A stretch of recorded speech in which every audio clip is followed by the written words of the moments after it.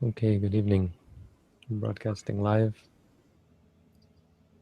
And we have a somewhat darkened picture. I apologize, but it's all for the effect.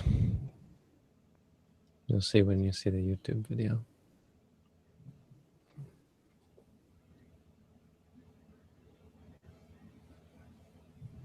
So hopefully this works.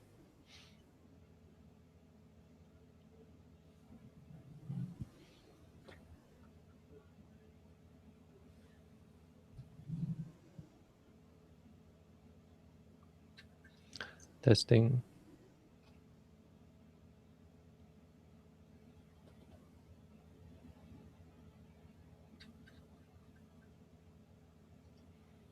Hello and welcome back to our study of the Dhammapada. Today we continue on with verse number 98, which reads as follows. Game va yadi varanye, ninne va yadi vatale, yatha arahanto viharanti, tang bhumira maneyakam. Which means, whether in a village or in the forest, whether in the sea or on dry land, wherever an enlightened one dwells, that is a delightful abode.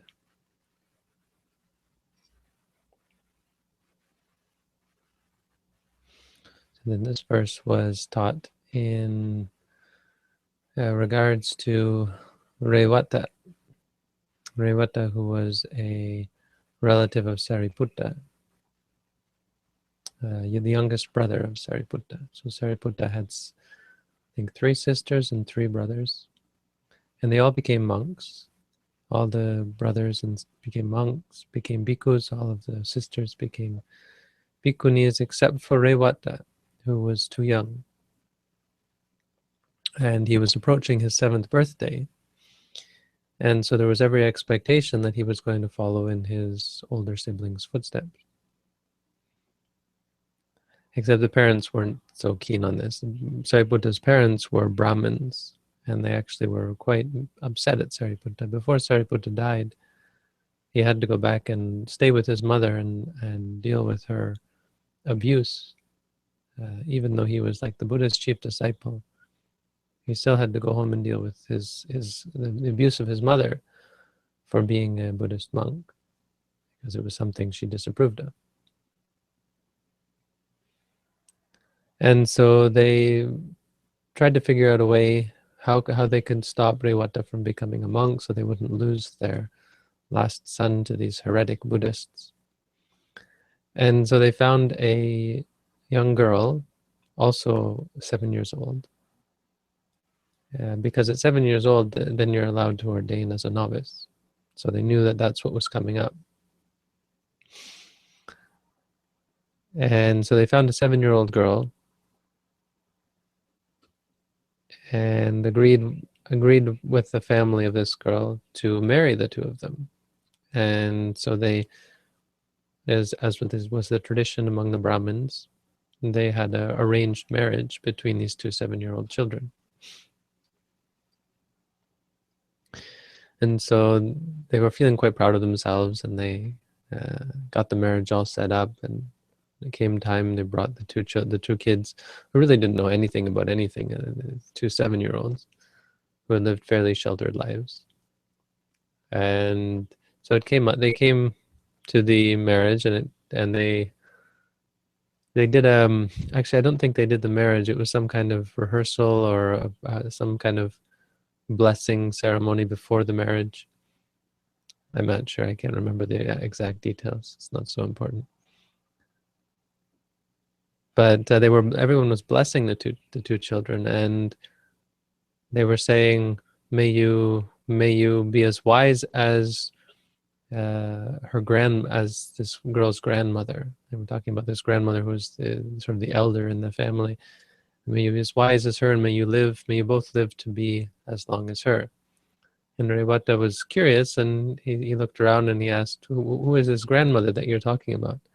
And they pointed over to this woman who was 120 years old, and her teeth were fallen out, and she was bent and decrepit, and barely able to walk or keep herself up. And Revata was kind of shocked at this sight because he'd never seen someone quite so old or wrinkled or bent or out of shape. He said, "That's what old people look like?" And they said, "Yes." And they said, "So wait, is that what she's going to look like when she's that age?" And they said, "Oh, if she's lucky if your wife is lucky to live that long, but usually people die out a lot earlier." Die? And he thought about this, and people, we have to die. We get old. He said, "What's the point?" And it hit him the way it had hit so many people, including Sariputta and all of his other siblings. And he said, "This must have been," he said to himself, "this must have been what my older brother saw." And suddenly he had no desire to get married or live a lay life at all. And he became intent upon in his mind on leaving the home life and becoming a monk. But the family was having none of that, and so they took him back, and they were guarding him quite carefully on the way back. So he pretended to have to go he pretended to have diarrhea, and he had to go and use the bush.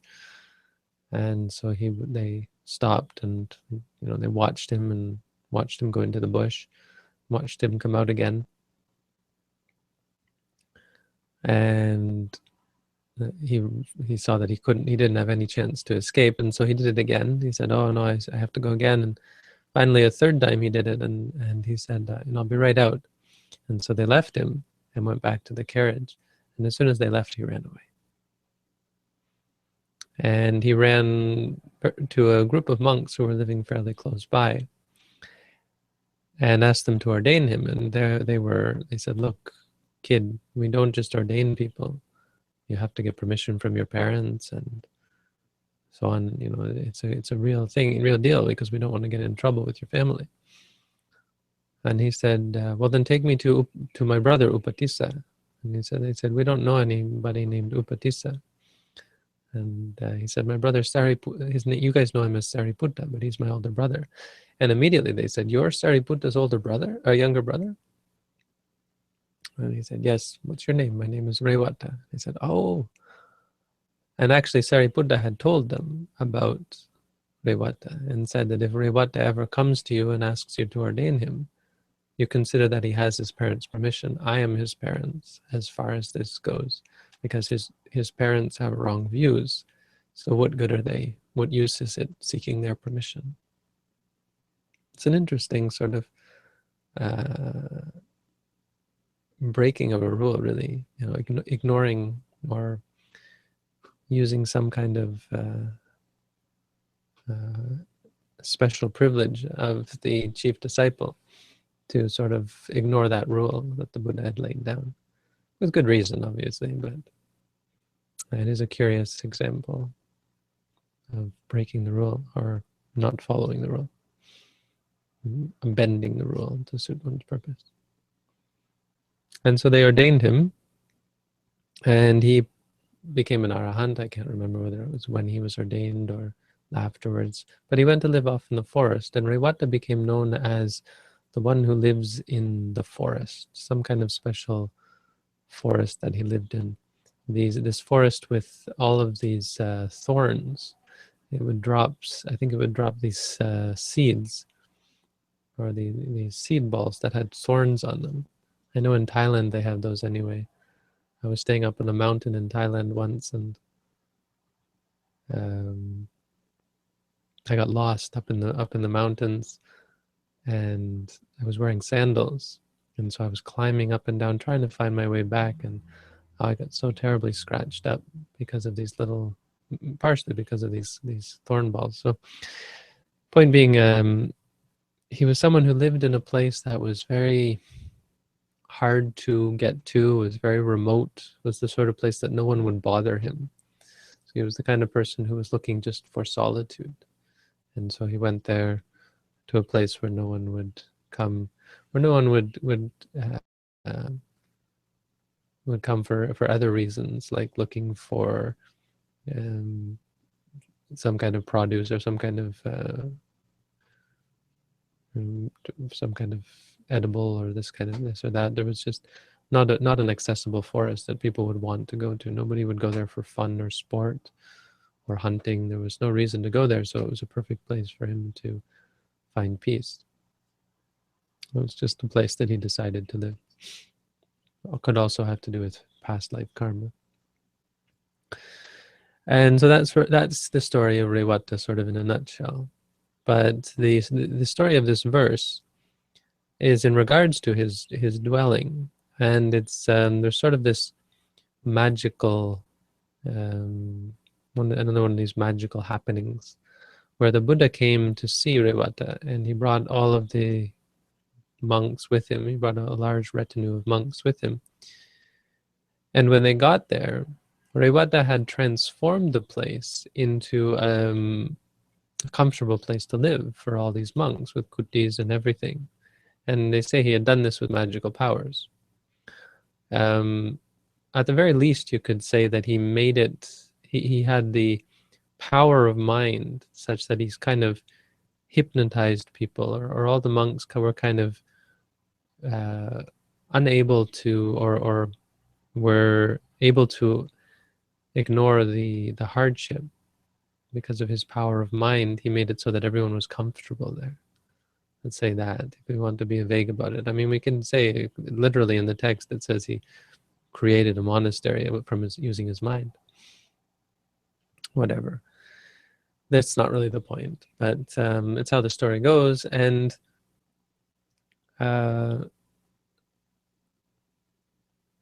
there were these two older monks who were, I think, criticizing Rewata by saying, how can he possibly meditate living in such opulent conditions? As they sort of got the sense that this was real, that it really was a overly comfortable place to live. They say, oh, Rewata, he's supposed to be this austere monk living off in the forest. What's he doing living like this and pretending to live off in seclusion? And so they had this criticism of the Arahants. And then all the monks left. And these two monks who had criticized Rewata ended up forgetting something in the monastery, and so they had to go back for it. And when they got back, after all the monks had left, they couldn't find the monastery. And they were looking around, and all they saw were thorns. It was just a horrible place, with no monastery, no paths, no comfortable place to live. And then they found their belongings hung up on a tree. Not where they had left them, but someone had hung them up on a tree. I guess Rewata had put them there, or whatever. And so they picked up their belongings, all confused, and went back on their way. And they traveled all the way back to Sawati. And when they got to Sawati, they went to see Wisaka, because Wisaka was someone who would always give rice porridge to monks who were traveling. So whenever any monk reached Sawati, they would go to see Wisaka and go to her house. Now Wisaka found these two monks coming, and so she thought she'd ask them where they'd been, and she found that they'd been to see Rewata, and she said, "Oh, I've heard about the place where he lives. Is it a what was it like?" And they said, "You've heard that it's a nice place to live." He said, "It's horrible. It's this forest of thorns and bushes and so on." And so she's, "Oh yeah, it's really such a remote place and hard to get to." And she got this sense that it was just a horrible place, or a very difficult place, a very remote and uncomfortable place to live. And so then they went on their way. And then these two other monks who had been there with the Buddha and hadn't gone back and seen what it was really like,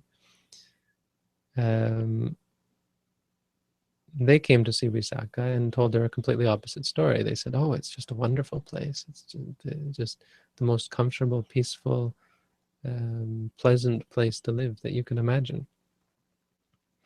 And so now Visakha was confused because, well, not exactly confused, but she knew something was up because she had gotten two completely contradictory stories about this place. And she thought, well, I'll go and ask the Buddha, figuring that the Buddha would tell her if there was some kind of magic involved. You know, something's going on here, something's fishy. Well, how are these two groups of people seeing something completely different? So she went to see the Buddha, expecting him to kind of explain it, and he didn't explain it. She asked, how is it that some people found it very, how is it that one group of monks described it as being this place of hard, thorn trees, and just sounds like a very uncomfortable place to live. But then these two other monks said that, well, they were there, they felt quite comfortable. How can that be? And the Buddha said, oh, well, wherever arahants live, it's a beautiful place to be, whether it's in thorn trees, in a thorn tree forest, or whether it's in the village, or whether it's in the middle of the ocean, the bottom of the ocean, or on dry land, wherever it might be. It's a great place because it's where arahants live. So that's the verse today. That's the story, and that's the verse, and that's the story behind it. There's not too much to say here about this verse, or the story really. But what we can say is the importance of being around and engaged with people who are meditating. And there's two things I guess we can say. One is this, the importance of being around people and how beneficial it is. How a place is worth living because there are people doing good things. If you're in a place where full of wicked, evil, mean people, it's going to be a real problem for you and for your spiritual cultivation, spiritual development. There'll always be this drag. You'll always be drawn into conflict and difficulty, suffering. It makes it very hard to progress, very hard to find peace of mind and clarity of mind. Very much easier to be clouded in the mind. And the other thing is this idea that it doesn't matter where you live. The other side of it is you can live in the perfect place to meditate. You can live in a comfortable place. You can live deep in the forest, but without proper guidance, or at least suitable friendship with people who are meditating, people who are doing good things, it's you're better off living in the city. Buddha, this is a clear place where the Buddha says it's not about living in the forest. It's much more about associating with the right people. So you shouldn't feel bad that you have to live in amongst society. The question is, what sort of society you incline towards, what sort of friends you cultivate and associate with. Because we emulate, all of our learning comes from, or much of our learning anyway, comes from emulating others or taking from others, our sharing and our setting examples.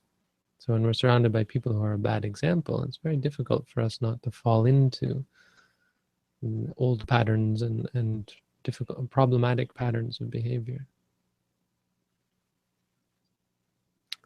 So associate, bhajeta purisuttame, associate with people, with the highest sort of person. Dwell where there are arahants. So the upshot of this verse is that most of us are living in the wrong place. We have to find a place where we can associate with arahants. No, this isn't, the idea isn't to go around looking for someone. Are you an arahant? Are you an arahant? Is that person an arahant? Is that person an arahant? That's just a remark by the Buddha, because it doesn't work that way. You can't just ask and people are going to tell you. It's not likely to happen. But what you will find is that when you are around them, things get better, not worse. You progress in the practice.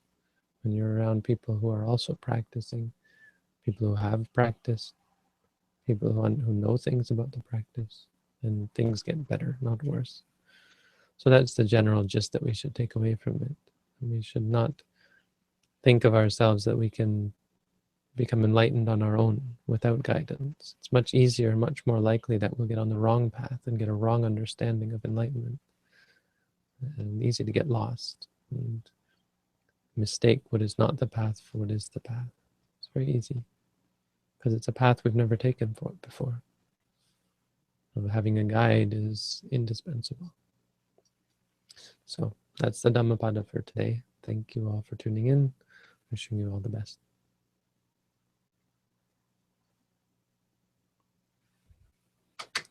Not sure how that looked actually, but well, we'll see. So, please excuse this new setup.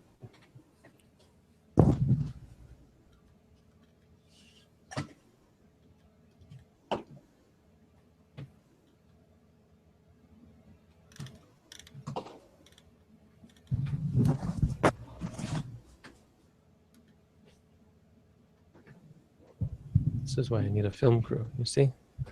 And to do all these things, it's not really, tends to be quite an ordeal.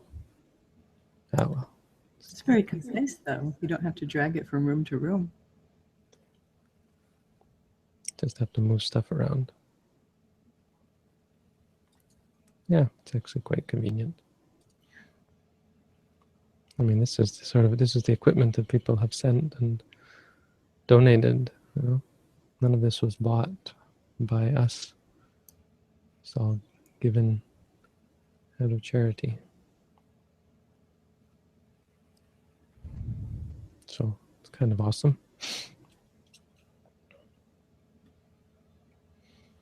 It's nice to be able to put it to good use. Okay, so that's that. Now on to the next part. Do we have any questions? We do.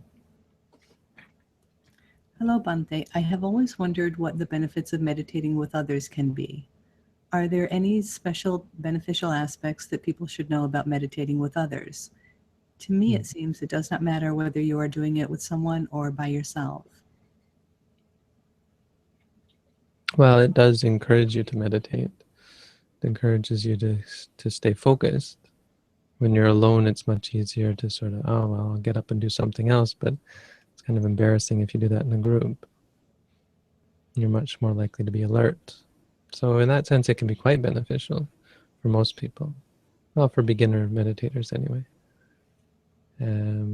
But it can also be a crutch, especially as you progress. So eventually you want to be able to meditate alone. Eventually meditating alone is preferable. I mean, when we do courses, in our tradition, we put everyone in their own room, in their own kutis, their own huts in Thailand. And so it's all done alone. But you're in the meditation center, and that's a big boost itself, which is really enough, actually.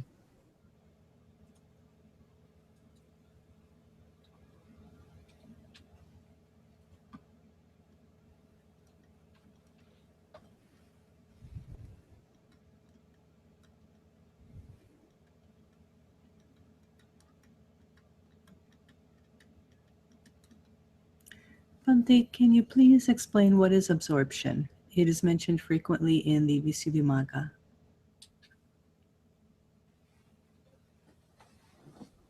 Absorption is what they translate jhana as. Jhana really just means meditation, but these are specific meditations that one enters into a specific meditation. So it's kind of like a trance. It's where the mind is fixed on something. And there's two kinds of being fixed on something. There's upachara, which means you're in the neighborhood of it. Means your mind is concentrated on something, but not yet absorbed in it. And then there's apana. Apana means attainment. So you really get into the object, you penetrate into it. This is usually used to talk about samatha meditation. But Vipassana has it as well. I mean, Nibbana is a kind of a jhana, an absorption, apana, samadhi.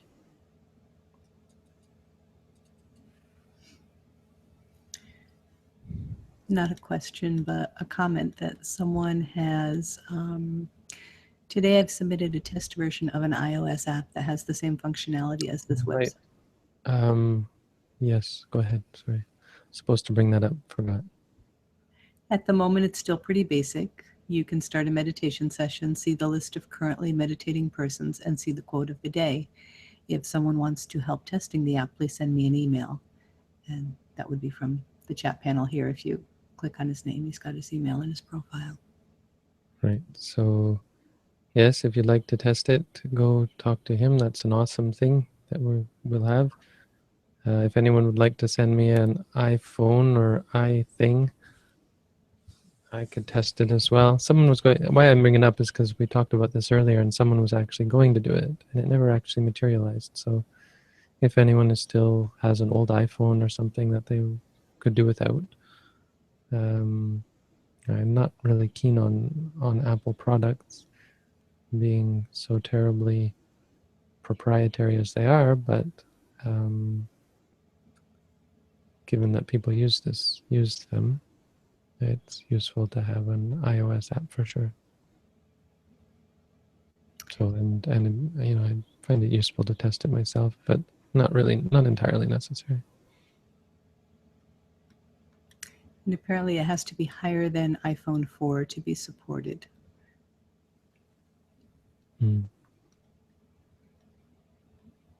Higher than, or iPhone 4 and higher? Well, earlier someone offered iPhone 4 and he said, I'm afraid iPhone 4 is not supported. The app uses iOS 8 and higher. But then down lower he said 4 and higher are supported. So it's a little unclear, and he's offline now, but maybe send an email if you've got something close.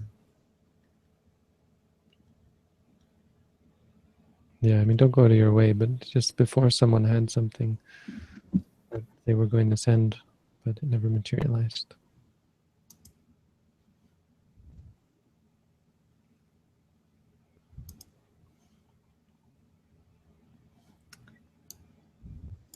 Question with a link, but the link is not coming up for me, so I'm not sure what the question is. Can't find where to sign up. I'm not getting anything off that link either, so if you just say what you're trying to sign up for. The reporting schedule. Well, you're probably using the wrong device. It looks like the device you're using probably isn't supported. Maybe it's an iPad or something. No, it doesn't look like that. It looks like actually a computer, doesn't it? Use a different browser, I would suggest. No matter what platform you're on, use a different browser. Is there Chrome for iOS? I don't think so. But it looks like that looks more like a notebook, doesn't it?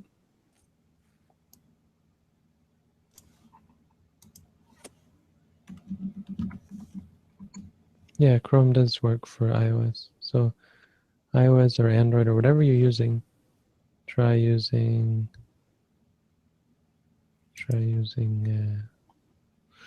Chrome or Firefox. Don't use using Firefox. Okay. Thank you, Anthony. He clarified it's iPhone 4S, which is the minimum requirement. Sorry, not being an iPhone person, I didn't realize that was 4S. That makes sense. iPhone 4 is older than 4S. I don't know what's wrong with it for this person, why it's not working for them. I guess I may have, actually I know what it might be. If you can go to that page and refresh it a couple of times, I might be able to see something. Go back to the Meet page and hit Control F5 or just F5. And I'm not getting anything, so it means it's not an error on the. You might want to hit Control Shift J I think Control Shift J. And that'll show your console, which will have errors. So they'll show any potential errors. Now, often it shows a lot of stuff that's totally unrelated, but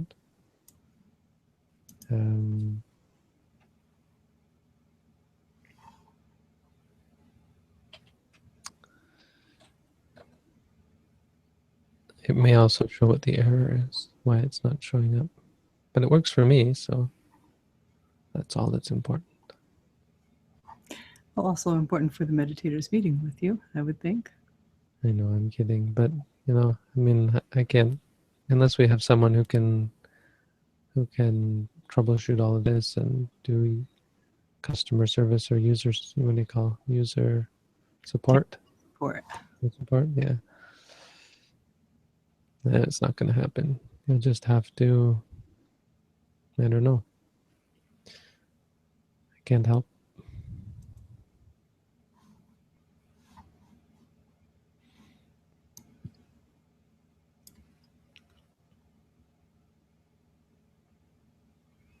Okay, he got it. It was an ad block issue. Ah. Why would ad block be doing that? That's interesting. It's probably a JS block, a JavaScript block. Because ad block we don't have any ads, but you probably got something crazy like a JavaScript blocker or something. Oh, that's funny. Why would it be blocking that? We're not doing any external requests, I don't think. Maybe we are.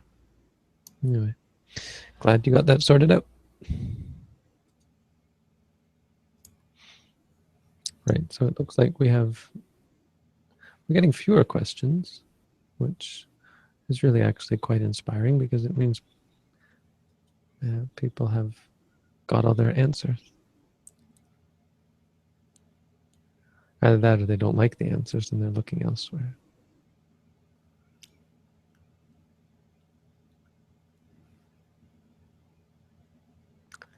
Anyway, I guess that's it then. We'll come back again tomorrow. Thank you all for tuning in. Thanks, Robin, for your help. Thank you, Bhante. Okay, good night. Good night.